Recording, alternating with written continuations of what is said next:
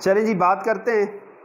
हमारा टॉपिक है यील्ड क्या होती है और इसकी टाइप्स क्या हैं, कितनी टाइप्स की यील्ड है और हम इनको कैसे स्टडी करते हैं जी। फर्स्ट ऑफ ऑल यील्ड क्या होती है हमारे पास, तो मैंने बताया कि amount of product in A chemical reaction, ठीक है। Amount of product produce in A chemical reaction, यहाँ पे प्रोड्यूस का वर्ड डालो, ठीक है। इन ए केमिकल रिएक्शन, कोई केमिकल रिएक्शन और है, उसमें जितनी प्रोडक्ट प्रोड्यूस होती है उसको हम क्या बोलते हैं, यील्ड ऑफ रिएक्शन, उसको यील्ड बोलते हैं, पैदावार, ठीक है। कितनी प्रोडक्ट बनी है, कि आपके पास ये रिएक्टेंट्स है, प्रोडक्ट्स है, ये कितनी है, इसकी कितनी क्वांटिटी है, कितनी बनी है प्रोडक्ट, इसको हम क्या बोलेंगे, इस रिएक्शन की यील्ड बोलेंगे। अब टाइप्स ऑफ यील्ड की बात करें तो तीन टाइप्स की यील्ड होती है बच्चों।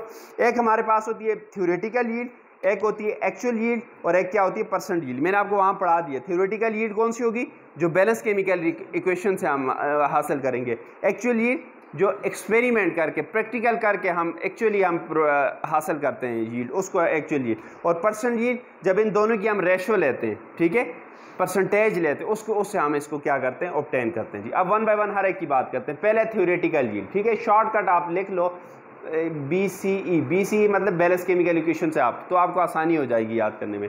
क्या होती है, the amount of product calculated, यहाँ पे मैंने ऑब्टेन नहीं लिखा, यहाँ पे कैलकुलेटेड, क्योंकि हम क्या करते हैं, कैलकुलेशन करते हैं ना थ्योरेटिकल में, ठीक है। Amount of product calculated on the basis of balance chemical equation is called theoretical yield. तो बैलेंस केमिकल इक्वेशन जो है उसकी बेस पे हम क्या कर रहे होते हैं, जो अमाउंट ऑफ प्रोडक्ट कैलकुलेट कर रहे होते हैं कि इतने ग्राम ये है तो इतने ग्राम ये प्रोडक्ट बनेगी, तो उस जो यील्ड है उस यील्ड को हम क्या बोलते हैं, थ्योरेटिकल यील्ड बोलते हैं। मसलन A है, B है, मिलके क्या बना रहे हैं C। मैं कहता हूँ AN मोल है, BN मोल है और C भी इतने मोल्स बनेगा। तो ये जो मैं मसलन पेपर में जो काम कर रहा होता है इसको हम क्या बोलेंगे, थ्योरेटिकल यील्ड बोलेंगे जी, ठीक है।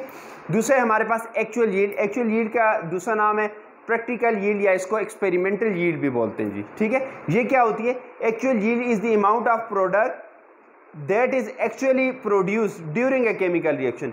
क्या है, by performing experiment is called actual yield. कि एक्चुअल यील्ड हमारे पास वो अमाउंट ऑफ प्रोडक्ट है जो हम एक्चुअली प्रैक्टिकल करके एक्सपेरिमेंट परफॉर्म करके जो हम प्रोडक्ट की अमाउंट ऑब्टेन करते हैं उसको हम क्या बोलते हैं, एक्चुअल यील्ड बोलते हैं। एक्चुअल का मतलब हकीकत है ना, हकीकतन में यहाँ तो हमने बात कर ली कितने रिएक्टर से तो इतने मोल्स प्रोडक्ट बनेगा, इतने ग्राम प्रोडक्ट्स बनेगा, बट जाके लेबॉर्ट्री में हम एक्सपेरिमेंट करते हैं, देखते हैं वाकई में उतने प्रोडक्ट, उतने ग्राम प्रोडक्ट, उतने मोल्स प्रोडक्ट बन रहा है, तो वो जो यील्ड होगी जो हम एक्सपेरिमेंट करके परफॉर्म करके वहाँ से हासिल करेंगे वो कौन सी होगी, वो एक्चुअल यील्ड होगी, ठीक है जी। ओके, यहाँ पे एक क्वेश्चन है, मैंने बताया कि एक्चुअल यील्ड जो है ऑलवेज लेस देन थ्योरेटिकल, ये हमेशा थ्योरेटिकल यील्ड से क्या होती है, एक्चुअल यील्ड कम होती है। वजह क्या है, थ्योरेटिकल यील्ड हम आइडियल कंडीशन पे ले रहे होते हैं ना, ठीक है, कोई भी मसला हम फैक्टर नहीं सोच रहे होते जिससे यील्ड पे कोई फ़र्क पड़ेगा, मगर जब हम एक्चुअली परफॉर्म करते हैं तो एक्सर ऐसा नहीं, ऐसे ही है, कुछ ऐसे ही सोचो, हम जो प्लान बना रहे होते हैं, ठीक है, मसलन जब किसी दिन का प्लान बना ले तो यहाँ से हम इतने बजे निकलेंगे, इधर पहुँचेंगे, यहाँ ये करेंगे, इधर ये करेंगे, वो क्या होता है, आइडियल कंडीशन पे होते हैं। अब जब आप उस प्लान पे चलना, उस वो डे आते हैं, वो दिन आते हैं जब उस पर आप चलना स्टार्ट करते हो, तो दरमियान में बहुत सारी रुकावटें आती हैं, किसी से आप मिलते हो, कहीं पे गाड़ी ख़राब होती है, 100 मसले होते हैं, तो आप उस पर पूरा तो नहीं उतरते ना, सही है। क्यों, आपने जो प्लान बनाया वो आइडियल कंडीशन में बनाया है, ठीक है, इसलिए वो पॉसिबल नहीं है कि एक्चुअली भी वो, ठीक है। तो इसके क्या रीज़न है, पहला रीज़न है बच्चों, रिएक्शन कंप्लीट नहीं होता, कि reaction do not go to completion, ठीक है। कुछ अमाउंट ऑफ रिएक्टेंट्स वगैरह क्या होते हैं बाकी रह जाते हैं, कि हमने कोई भी रिएक्शन जो है 100% कंप्लीट नहीं होता, मगर इसकी जो एजम्पशन थी उसमें हमने ये पढ़ा था कि रिएक्टेंट्स गो टू प्रोडक्ट, मगर ऐसा होता नहीं है जी, ये पहला रीज़न है। दूसरा रीज़न है साइड रिएक्शन, कि हमारे पास जो टारगेट प्रोडक्ट है सिर्फ वो नहीं बन रही होती, उसके अलावा भी कोई प्रोडक्ट बन रही होती है, ठीक है, कोई सेकंड प्रोडक्ट भी बन रही होती है, जिसकी वजह से यील्ड पे क्या पड़ता है, फर्क पड़ जाता है, ठीक है। तीसरी बात है, not possible to recover our product. जो प्रोडक्ट बन रही है किसी बीकर में आप बना रहे हो, तो ये पॉसिबल ही नहीं है कि सारी प्रोडक्ट को आप रिकवर कर सको, कुछ ना कुछ आपके पास क्या होगी, लॉस होगी, कोई सॉल्वेंट में बह जाएगी, कोई बीकर के साथ लग जाएगी, ठीक है।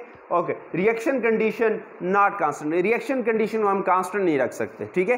टेम्परेचर है, प्रेशर है, pH है, इसको कांस्टेंट नहीं रख सकते, ठीक है। और यहाँ पे जब हम मसलन थ्योरेटिकली ले रहे होते हैं तो इसके तो हम जिक्र ही नहीं करते ना, वहाँ पे टेम्परेचर वेरी करता है जिसकी वजह से रिएक्शन पे इफेक्ट पड़ता है, प्रेशर, pH, ये सारे इफेक्ट करते हैं रिएक्शन को जी। काइनेटिक्स में आप लोग आगे पढ़ोगे इनके बारे में, ठीक है।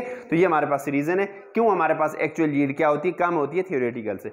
तीसरी टाइप की यील्ड है बच्चों जिसको हम क्या बोलते हैं, परसेंट यील्ड। परसेंट यील्ड क्या होती है, हम कहते हैं the ratio of actual yield and the theoretical yield, जो एक्चुअल यील्ड और थ्योरेटिकल की यील्ड की जो रेशियो है उसको हम क्या नाम देते हैं, परसेंट यील्ड बोलते हैं। क्या फार्मूला होता है कि परसेंट यील्ड बराबर होती है actual yield divided by theoretical yield multiply by 100, ठीक है। तो परसेंट यील्ड क्या बताती है हमें, tells the efficiency of a chemical reaction, ठीक है। एफिशिएंसी कितना है, रिएक्शन एफिशिएंट है, कितनी ज्यादा प्रोडक्ट आपको बना के देते हैं, ठीक है। तो ये क्या बताए, किसी रिएक्शन की एफिशिएंसी की बात करती है। और ऐसा रिएक्शन जिसकी एफिशिएंसी 100% हो तो उसको हम क्या बोलते हैं, आइडियल रिएक्शन बोलते हैं, मगर ऐसा कोई भी रिएक्शन एग्जिस्ट नहीं करता, ठीक है जी। This is all about yield and it's type. Thank you so much.